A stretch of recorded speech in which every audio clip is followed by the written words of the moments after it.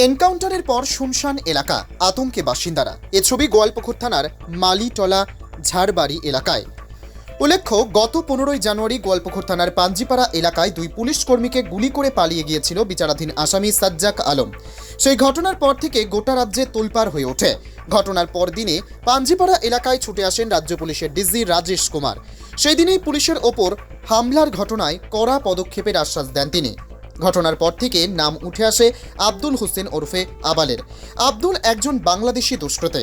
গতকাল সকালে গোয়ালপুকুর থানার কিচকটলা এলাকায় পুলিশের এনকাউন্টারে নিহত হয় অভিযুক্ত সাজ্জাক আলম। এই সাজ্জাক আলমকে আগ্নেয়াস্ত্র সহ পালানোর সহযোগিতা করে আব্দুল হোসেন ও শেখ হজরত। শনিবার শেখ হজরতকে গ্রেপ্তার করে ইসলামপুর মহকুমা আদালতে তোলা হলে বিচারক 10 দিনের পুলিশি হেফাজতের নির্দেশ দেয় বলে জানান সরকারি আইনজীবী সঞ্জয় ভাওয়াল। অন্যদিকে পলাতক আব্দুল হোসেন ওরফে আবালের খোঁজে তল্লাশি চালাচ্ছে পুলিশ।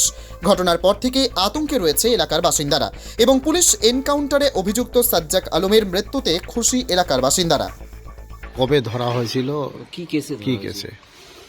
দেখুন, এটা হলো পাঞ্জিপাড়া কেসে একে ধরা হয়েছে এবং 18/1/25 অ্যারেস্ট হয়েছে গতকালই 00:35 আওয়ার্সে বলদিয়া ভাষা থেকে তাকে অ্যারেস্ট করা হয়েছে। গোয়ালপুকুর থানা? হ্যাঁ, গোয়ালপুকুর থানা। এবং তাকে গতকাল লানেট কোর্টের কাছে ফরওয়ার্ড করা হয় এবং তার 10 ডেজ পিসি পেয়ার চাওয়া হয় আর তরফ থেকে, সেটা লানেট কোর্ট 10 ডেজ পিসি পেয়ারই অ্যালাউ করেছে।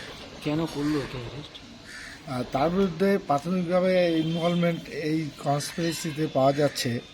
তার কনস্পিরেসি হলো ফায়ারিং যেটা হয়েছে পুলিশ পার্সনদের উপরে এবং আসামি সাজ্জাক আলম যে পালিয়ে যাওয়ার পেছনে, সেই কনস্পিরেসিতে তার ইনভলভমেন্ট পাওয়া যাচ্ছে।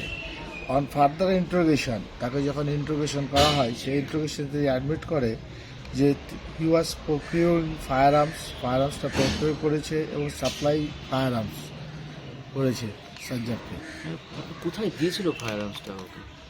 সেটা এখন তদন্ত সাপেক্ষ তদন্ত চলছে। সেটা তার 10 ডেজ পিসি পেয়ার অ্যালাউ হয়েছে। হ্যাঁ স্যার, আপনার নাম? আমার নাম সঞ্জয় ভাওয়াল, আমি এপিপি এসিজিএম কোর্ট। কি নাম তোমার? আমার নাম রমজান স্যার। বলছি যে কালকে কি হয়েছিল এখানে পাশে? কালকে স্যার সকালে মোটামুটি 6:30 7টার দিকে আমরা শুনতে পেরেছি কি এখানে এনকাউন্টার হয়েছে পুলিশ দ্বারাই।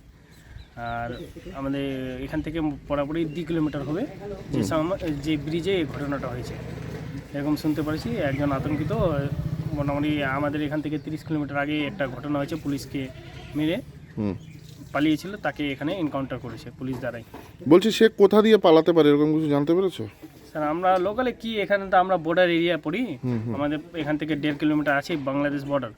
তো হয়তো ও চেষ্টা করতেছিল মনে হয় বাংলাদেশ যাওয়ার।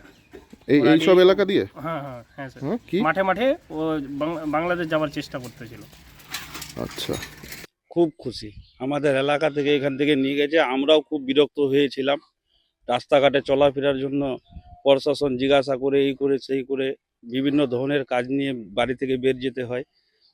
তো নিয়ে গেছে, খুব ভালো করছে, যেহেতু আমরা খুব খুশি আর অনেকটাই শান্তি পেয়েছি। মানে এনকাউন্টার হতে হ্যাঁ, ওকে তো মেরেই ফেলা হবে। মানে খুব ভালো করেছে। এইসব লোককে একজন কেন, যে আরেকজন শুনছে ভেগে এখনো বাইরে আছে, ধরা পড়েনি পুলিশের হাতে, তিনিও যদি মারা যায় খুব ভালো হয়।